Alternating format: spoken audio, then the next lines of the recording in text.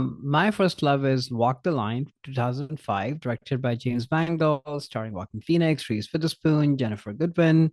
Quick logline: Chronicle of country music legend Johnny Cash's life from his early days on an Arkansas cotton farm to his rise to fame with Sun Records in Memphis, where he recorded alongside Elvis Presley, Jerry Lee Lewis, Carl Perkins. What a weird logline. I guess that's true. All the facts. I guess I'm cheating a little bit because I probably saw him in The Gladiator before, but obviously it's a supporting performance. And spoiler alert, we might be saving our Gladiator thoughts for a little known sequel that might be coming up later in the year. Oh yeah. Stay tuned for that. Yeah. But I do think Walk the Line is sort of, at least for me, the big introduction to Joaquin Phoenix. And I just remember watching this movie for the first time and, growing up in India, not really knowing much about Johnny Cash or country music or even this actor really, and just being so struck by the way he looks, like his signature sort of lip scar thing, the music, and how tormented but also charming and enigmatic he is playing this role. The music, the singing, the tumultuous relationships he goes through.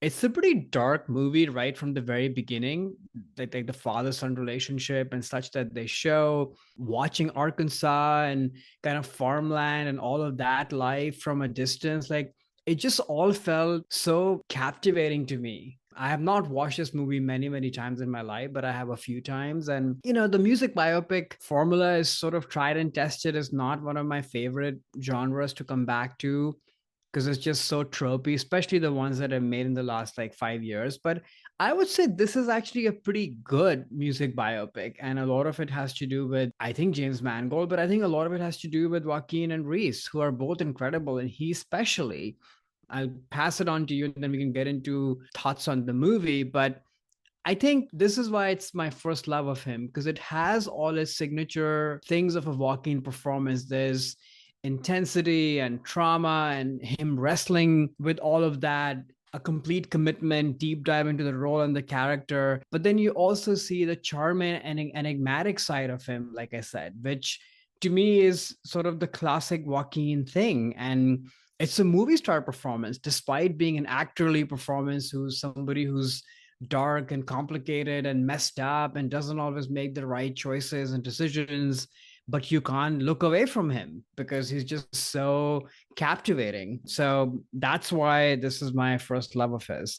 Had you watched this movie? Probably. Yeah, I'd seen this movie when it came out, and similar to you, like this almost became my first love or even masterpiece. Honestly, I chose two other films Mm, instead, especially because we got to talk about it here. But I think this movie, in terms of the mm, Joaquin piece, especially on this rewatch of it, a lot of I think the success of the film is due to him and how he handles this part. I mean, yeah. he could have very easily played this with a boring performance. I mean, you're relying on some of the greatest songs that have been ever been written. It's a very interesting story anyway. But what he puts into this, I think, is two things. One is in the beginning of the film when he plays the young Johnny Cash, he's very socially awkward, and you can really see how music became this outlet for Johnny Cash to express himself and to almost find himself. And I think a lot of that is due to what Joaquin brings, not so much necessarily the material. And the other thing that is in this movie is, which is true, like Johnny Cash had another brother who died when he was young, much like what happened to Joaquin in terms of having he had a brother as well. And a theme of this film is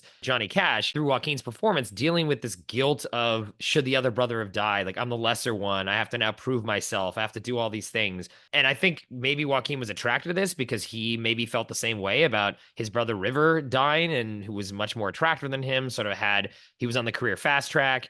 And I think Joaquin then brings a lot of that into this performance of Johnny Cash, where you really do feel this like tortured nature and understand why he's acting out so much, why he's falls into drugs many times, why he's a womanizer. It all kind of, I think, stems back from those moments early on in the film, which are pretty cheesy. I mean, there are parts of this movie that are fall into the biopic formula that you Oh, mentioned, yeah. but I think it separates itself from the rest of those movies. A lot of it due to Joaquin, and a lot of it also due to Reese as well. And I'm also just impressed every time I see this film with the fact that Joaquin learned how to play the guitar and learned how to Mm-hmm. sing for this movie. Mm-hmm. And it's It's great. Like, I think he does a It's great good. job with both those things, and it helps with the believability of this being Johnny Cash because he's actually doing all of the playing of the guitar and the singing. It's just a really a remarkable performance that a lot of folks, maybe nowadays they try to do this. I think Joaquin could have been one of those people that set the bar high for, hey, if you're going to do a music biopic, you got to learn how to play whatever instrument this musician played and not do the lip syncing thing either. Yeah, no, it's total commitment from body posture, every look and glance. And the good thing about, I guess, this performance, and at least in my mind, for any biopic, is where, yeah, you want some signature mannerisms and looks and such of the person, but you really want to communicate the essence of the person and who they really are. And I think he evokes that. Even though I didn't know much about Johnny Cash, but like you were saying, you can follow along with this person why they are the way they are, because that's the point of storytelling, especially biopics, is to show the hidden, show that sort of what's underneath the surface, and then just covering the plot beats of someone's life, right? Right. That's what you really want to get to, and they do that. He does that. And I think the other big thing, the success of the movie, I think, is their relationship, his and Reese's.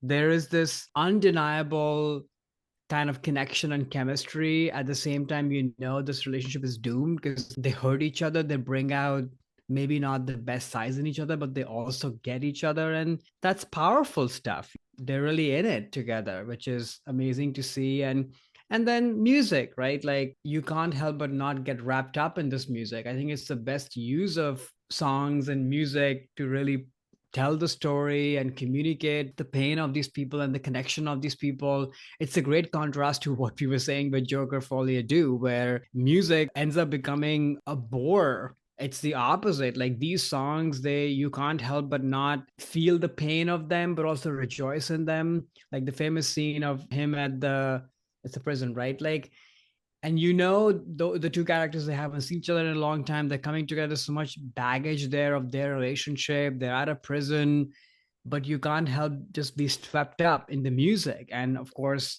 how he sings it, how they sing it, how they deliver it. So yeah, it's cheesy, it's corny. At the same time, you can't help but not just get drawn to it. So I was very happy to rewatch it for the podcast. And for me, this will always be like the first Joaquin thing in my head.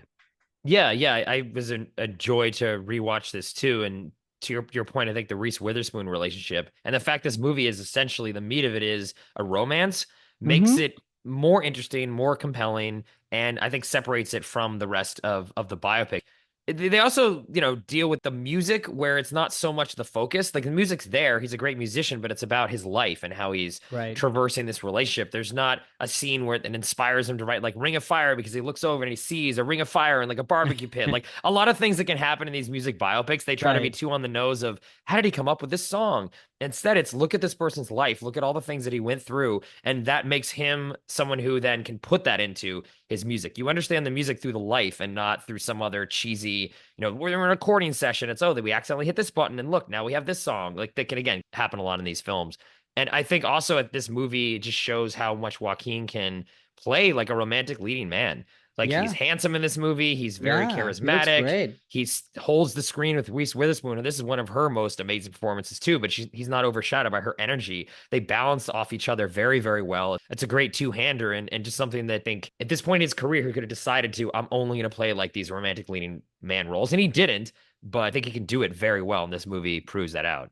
I totally, it's a movie star performance, despite Absolutely. being actorly and deep and intense, all the things we associate with Joaquin. And it's great to see him in that light, like a leading man, like you said. Hi there, it's Alex. If you like the review and discussion Karan and I just had, make sure you subscribe to our channel, Movies That Shaped Us, to get full episodes. Every other Wednesday, Karan and I review a new release and then discuss 6 other movies made by that film's actor or director and how they shaped us. Subscribe right now or follow our podcast on Spotify or Apple Podcasts via the link in the description below. Hope you join us for the journey.